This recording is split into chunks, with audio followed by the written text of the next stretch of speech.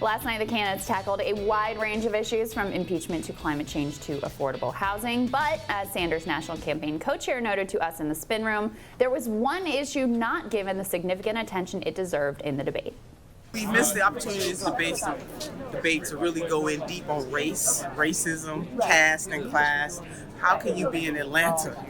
And the Washington Post and MSNBC, they didn't even have an African-American moderator up there in this city. They should be ashamed of themselves. And then they gave a minuscule amount of time to talk about white supremacy. White supremacy is not, it's just the tip of the iceberg in terms of the challenges that Black America has. So that was a really missed opportunity to be in Atlanta, to be at the Tyler Perry Studios, and not really dig into race.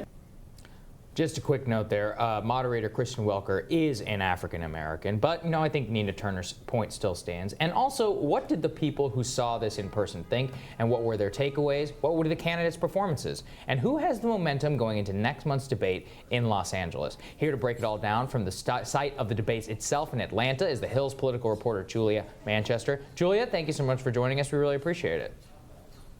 Thanks for having me, guys. Yeah, absolutely. Okay, so tell us a little bit about the spin room. What was it like in there? What did you see? And who did you talk to?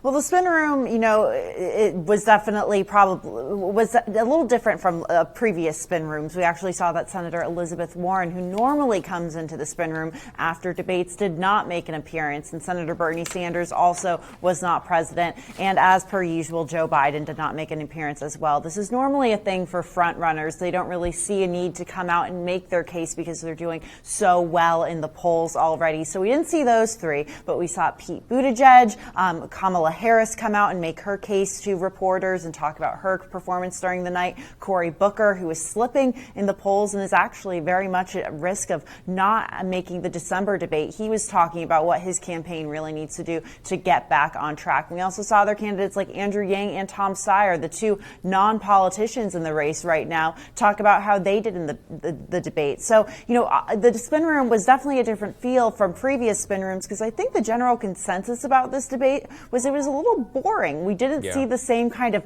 matchups that we've seen in the past. So, we saw most of the candidates sticking to the books, being mostly on their scripts for the most part. However, some notable clashes. We saw that Tulsi Gabbard and Kamala Harris went at it briefly, and Kamala Harris and Pete Buttigieg had a brief exchange on race, but no really groundbreaking moments at this point. Yeah, Kamala really, the moderators clearly queued her up for an attack on Pete on this issue of race, which she had previewed, right? She had gone after him when they weren't on the stage together. But then in the moment, she completely pulled her punches. That was one of the big surprises to me of the night, was that even though Pete was treated as a front runner in terms of the amount of time he got to speak, essentially no one took a shot at him. Right. The moderators didn't really challenge him at all.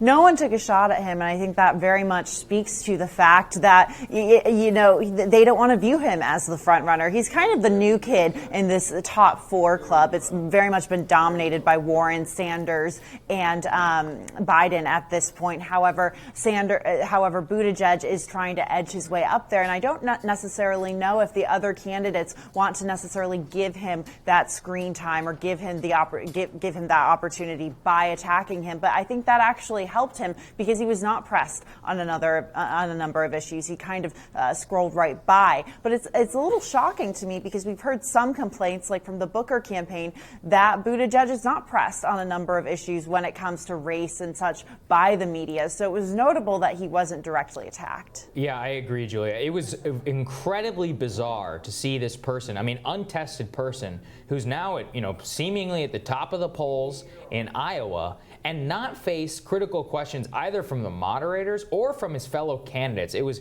incredibly strange. What was the general consensus in the spin room and amongst the press corps that this was just a pretty boring debate? In our post-debate live analysis, we all pretty much agreed nothing is going to change as a result of this.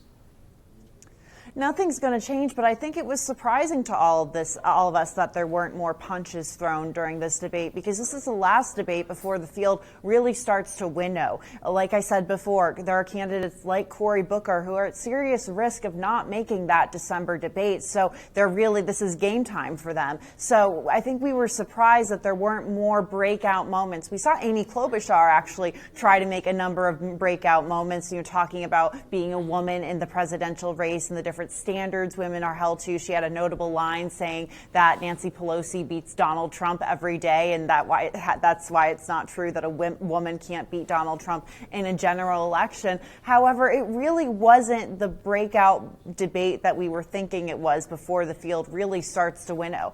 I would imagine December would be probably more of a dramatic matchup between all of these candidates, because it's the last debate before the Iowa caucuses and the New Hampshire primary, but we'll have to see. Well, and the one candidate they did go on the attack on was Tulsi Gabbard, right. Why? I mean, Yes. that honestly, it only helps her. Look, she was struggling to get onto some of these debate stages before Hillary Clinton went after her. Now she's on this stage, and she's only one poll short of being on the next debate stage, and both Kamala and Pete wanted to seem to help her get there. Yeah, it was interesting because Tulsi Gabbard employed a similar strategy that she employed during the October debate, and she actually went on the offensive, and this time it was against Kamala Harris. But we saw that Kamala Harris kind of brushed off that attack and went on, if you will. So, I think Tulsi Gabbard is definitely trying to get that momentum to get up to that final poll to make the stage in the December debate. But I think a lot of these candidates view Tulsi Gabbard as someone who is very anti-establishment. Kamala Harris pointed it right out during the debate that she made a number of Fox News appearances during the Obama administration. So this is their way of kind of differentiating themselves from her and kind of siding with the establishment in all of this. But however, I would agree that these attacks definitely do help her. We saw that Hillary Clinton attacked her just last month, and that gave her such a large amount of publicity going forward. So yes, this only helps Tulsi Gabbard. So we'll have to see if she actually makes it into December, and if that gives her a lot of leverage going into Iowa. Well, and Sagar, Obama made Fox News appearances during the Obama administration. I recall that. So it's like, also, what? Kamala was on Fox News last night live from the spin room. So after the fact. That's all I have to say about that. Yeah, there you go. All right, Julia, thank you so much for joining us. We really appreciate it. Thanks, Julia. Get some rest. Thank you. Yeah.